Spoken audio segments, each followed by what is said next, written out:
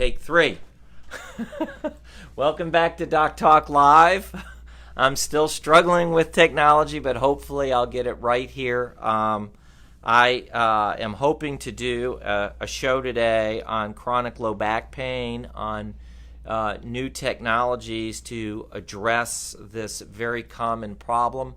My guest today is Dr. Anthony Giuffrida. Did I say that right, Blake? Giuffrida. I got it. All right. So Anthony is at the Cantor Spine Institute in Fort Lauderdale, Florida. And I believe I can add him on. I'm going to try to add him on. Bring Anthony. It says he's in and he's watching, and now I'm adding him. And also another one of my former fellows is watching, Dr. Yee. Hey, Anthony. All right. Hey, how we doing? I can't hear you. Why can't I hear you? You can't. You've got to be hear kidding me. I don't know. I can see you. I can hear you. Is it because of my mic being on? You think that could be it? Can you hear me, Anthony? Are your speakers on? But I can't hear you. I'm going to take my mic off. See. Can you hear me now? Yeah. Anthony, say something now. Can you hear me? Now I can hear you. It must be because my mic was plugged into my jack. So Anthony, in the backwards, Blake says hello, by the way. Hey Blake, how you doing? Is that Cantor Spine Institute? Yeah. So tell us a little bit about what you're doing at the Cantor Spine Institute. Yeah, so I finished your fellowship, over 10 months now ago, and came down to Fort Lauderdale, joined two surgeons. So I'm a little unique and not unique in the pain world where I work very, very closely with my surgeons. I was lucky enough to find some surgeons that were very forward thinking. They wanted to do less surgery, and that's what sold me on the interview is you don't find surgeons that want to do less surgery. They realized that we weren't doing a great job with some of these major back surgeries, and they wanted to find someone like us that is also forward thinking with the cutting edge technology of what maybe we can do things a little less is more. So I came down here last July, started working, and it's been a very good fit. I'm the only pain doctor here with two surgeons. We are growing, which is good, but it's been a great fit, and it's good to find people that are like-minded. I think you've been doing a new procedure called relieving, yes, and that's a very intriguing procedure because it is specifically addressing a patient population that has chronic low back pain that really doesn't have a lot of great options after they have failed traditional conservative treatment like physical therapy, chiropractic care, pain blocks. A lot of times these people are on even opioids, especially in Florida. Yeah, not that actually. You're right. So, but this is a procedure that's addressing an unmet, untapped area. Tell us a little bit about that. Yeah, so Relievant came up with the Intercept procedure, and the great thing about that, and you alluded to that, is it gives us another option before we have to do surgery. And once we do surgery, you can't take it back. So this gives us an option. I actually have the tools here that I like to show the patients, so I figured I would show you guys. I got a bunch of stuff. I didn't know what you were going to ask, so I was ready for everything. So this is a vertebral body. And what we used to do is fuse two of these together if the patient had this axial back pain or the lower back pain that is just unrelenting. And like you said, they've tried everything. But now we know that there's a nerve inside the vertebral body that causes this pain, that transmits this pain to your brain. And that's all this nerve does. It doesn't control any muscles or do anything like that. So now with the use of, you could call it a little trocar or a big needle, we go down the bone, down the pedicle. Actually, but that's okay. What was that? But go ahead.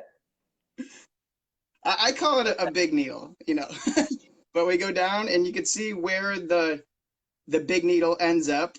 That's right where the nerve is. And then once we have our access, we pull this out put in another curved needle and put a radio frequency probe in there and burn the nerve. And if we burn that nerve, it'll get rid of the pain signal. So there isn't any issues with these people's spine where they're moving too much and they're going to fall apart, or it's not causing any stenosis, as everyone always hears. All this is back pain that your body's just telling you have back pain because your joints are breaking down a little bit. So if we could just have it tell you there's no back pain, there's no surgery needed afterwards. And we've had some really good results with it so far. I mean, we've been doing it for about a year now. And it's one of those things where, as a physician, you don't expect the results to be as good as they are. You're used to things being a little bit, not everything always works. And it doesn't work 100% for everyone.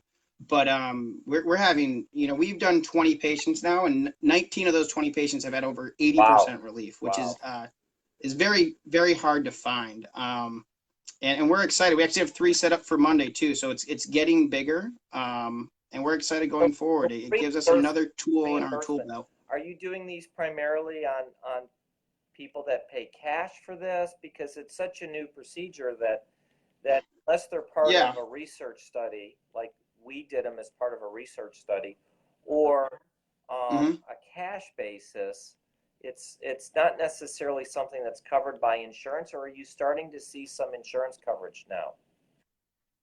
So that is very interesting, actually. We just did our one of our first patients about 4 weeks ago now, and that was covered by insurance. Before it was cash pay, and that was the only way we can get it done. And it was expensive. You have to pay for the hospital, which is not an overnight stay, but you still have to pay for all the people in the hospital and using the OR time, and then you have to pay the doctor fee. So it was getting very expensive, but we've had a few patients now get covered by insurance, and luckily Relievant, the company, helps out a lot with that, with getting the coverage. So we have, like I said, we have 3 on Monday.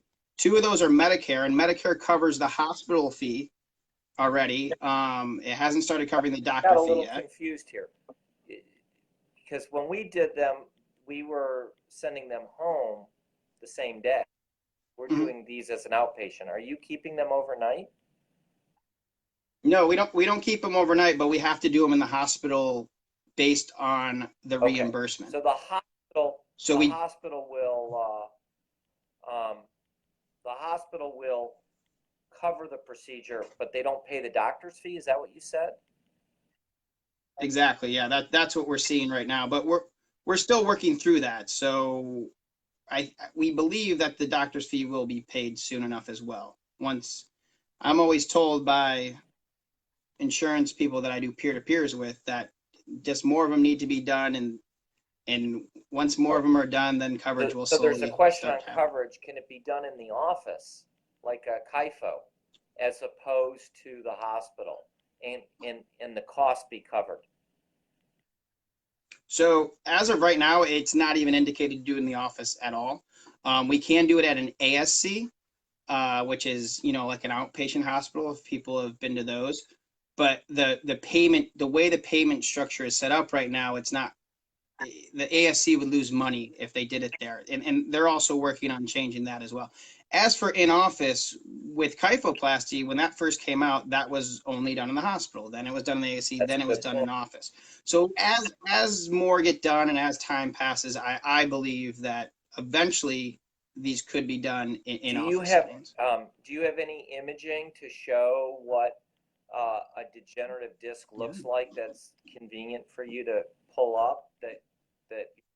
Yeah, give me 1 second. I have a pretty good one here. Look for that. I'll just tell our listeners, or the people who may sort of watch this video later on your Facebook or whatever it is, like on Cantor Spine Institute, that the ideal patient for this type of procedure, which is called Relievant, is somebody with chronic low back pain. That's back pain that's been there for 6 months or more.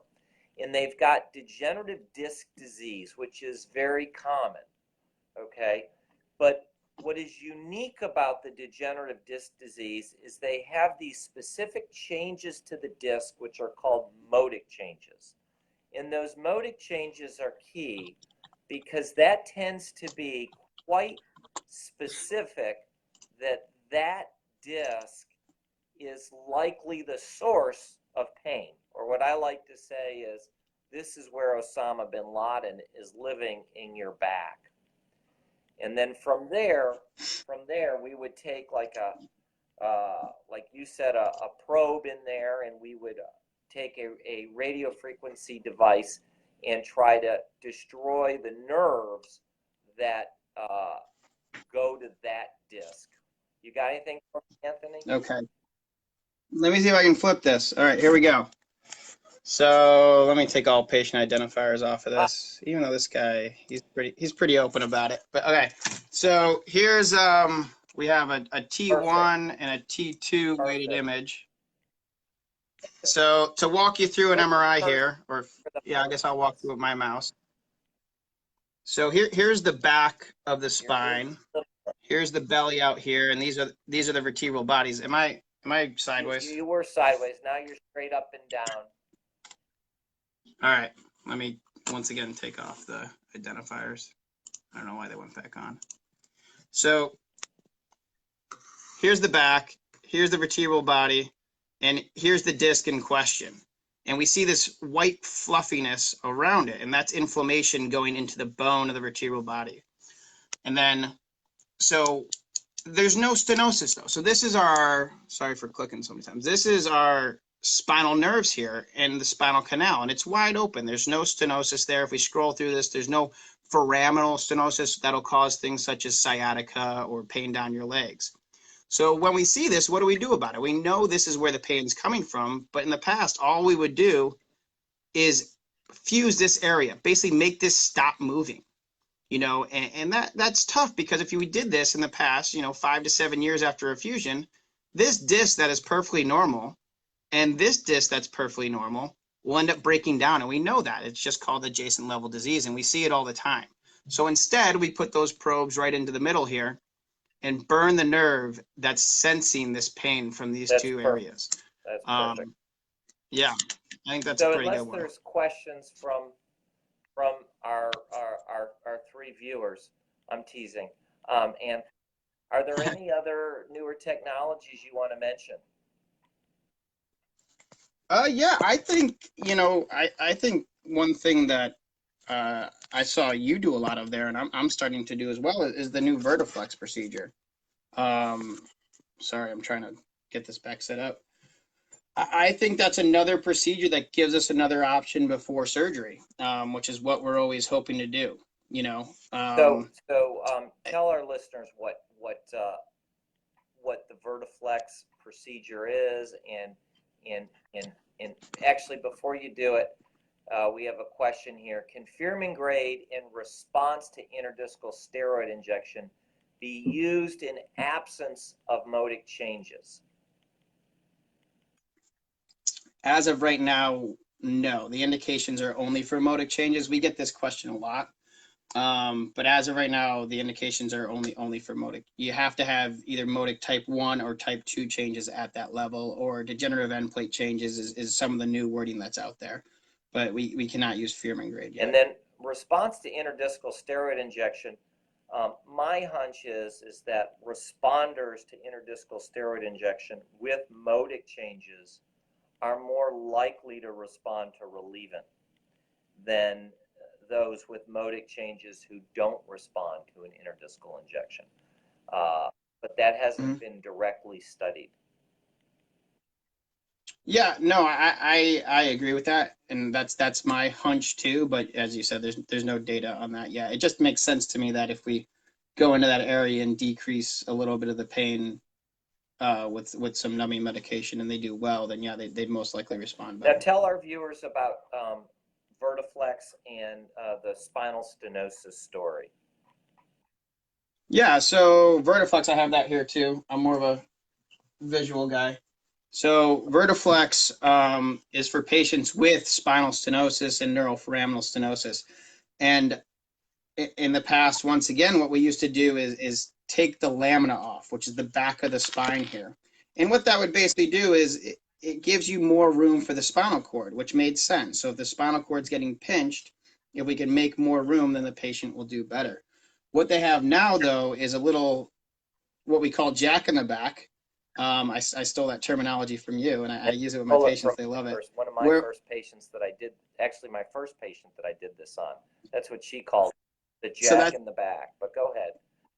you got to get that Yeah. trademarked for her then. But we basically put this down in between the spinous process, which is part of what used to come off in the laminectomy that everyone's heard of, and it keeps that space open while you're upright and walking. So these patients have a lot of heaviness or pain in their legs when they're walking, but it's relieved when they sit down or lie down. So now basically what that does is keeps your back in a little bit of flexion as if you were sitting or lying down so that you can walk further and walk more without pain and without the heaviness, that heaviness that you really feel. And, you know, to me, the beautiful thing about this procedure, just like the last procedure, is that it doesn't burn any bridges. It works be 70 to 80% of the time, but if it doesn't work, it's still a relatively virgin spine. There's no scar tissue. It doesn't prevent a patient from getting a bigger operation. But once you go in there and do surgery for this, if you have to redo it, there's going to be scar tissue and other things to deal with, which makes the surgery more complicated. No, I agree 100%. And we're all about maintaining the architecture of the spine here. That's what we do even when we do our surgeries. We try to maintain the architecture as much as we can. And this procedure, we don't take anything out. Everything's still there. Your back functions as it should be. You know, taking stuff out, everything's there for a reason. And taking stuff out really causes those problems in the future. And again, this is an outpatient procedure. The recovery is quite quick. Another question just came in. What type of MRI is best for L4-5 disc problems? So what type of MRI are we talking? I mean, I would definitely do, what's the best way to say this? I know a lot of people get claustrophobic in the MRIs, but I think an open MRI, sometimes you can't see the spine as well. It works well for some joints. I would do a closed MRI. Most closed MRIs do a pretty good job of getting the job done. MRI itself, what type? I mean, if we're looking at the disc, maybe someone's asking me MRI versus CT, we would definitely do MRI. But, you know, try to find a place that you're comfortable with and does a good job. But you definitely want to try to do the closed MRI. And I also would add, I don't think you need contrast for this MRI. You don't need IV gadolinium for this.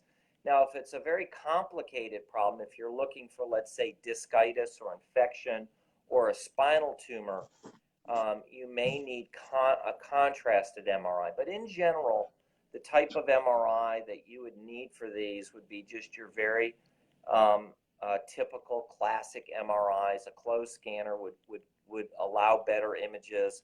We always do routinely stir sequences, which are special sequences that most facilities do also routinely.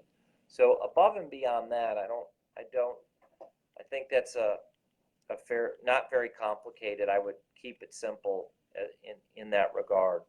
Are you doing any Stim, Anthony? Yeah, I agree. Do you do What's any that? Stim? We do some stimulation. We try to keep it for patients that have had surgery but are still having the radicular symptoms, the symptoms down their legs, or for patients that have something called CRPS or Cripps syndrome. And that's unrelenting pain in an extremity that it was caused by some kind of injury. Some people have heard of it. You know, you break your ankle and then you have this unrelenting left leg pain that doesn't go away. I think Stim does a really good job of shutting down those pathways. There is some promising stuff coming out in Stim that I'm interested in, the high frequency stuff, the DRG stimulation. We So haven't for our listeners, dove try into to that. back up just a little bit and try to put that Yep. in English. Yeah. So what Stim is we basically put two leads. I don't have any of those with me. They're in the other room, but we put two leads. I didn't use this spine though. We put two leads right in the epidural space on the back of the spinal cord, and it sits on your dorsal column, which is the back part of that area. And the theory is that it blocks the pain signal coming to the brain. I mean, it's, you know, it works differently for different things, and there's different programs that we could put into the stimulation.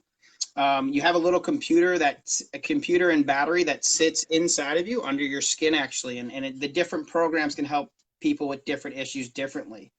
Um, that's what Stim is. That's the concept of it. And then there's different types of Stim. So there's just regular dorsal column Stim, which is where it just sits midline, right in the middle. But then there's this new Stim called DRG stimulation, which is dorsal root ganglia, which is we can isolate just one nerve root going to one part of your leg, your L3, your L4, your L5, your S1 nerve root. And we could put that stimulator right over that dorsal root ganglia, which is where a lot of the pain centers are, and really just shut down that one area to not have any other unwanted stimulation. That works very well for CRPS. They're actually even doing some studies on axial back pain, putting it at T12. There's some interesting stuff out there. I'm very closely watching it. I'm not diving 100% into it yet, but it's one of those things that I think we definitely have to watch. Anthony, how do You people know, find you? How do they, let's say, send questions to you via Cancer Spine? How yeah. do they find you? So a lot of our patients are word of mouth and, you know, regular referrals, but how do the general public find us? We do a lot of marketing on Google, Facebook, Instagram. You guys can How follow do me. they find you? How do they find me? A lot of patients find us online. They go to our website.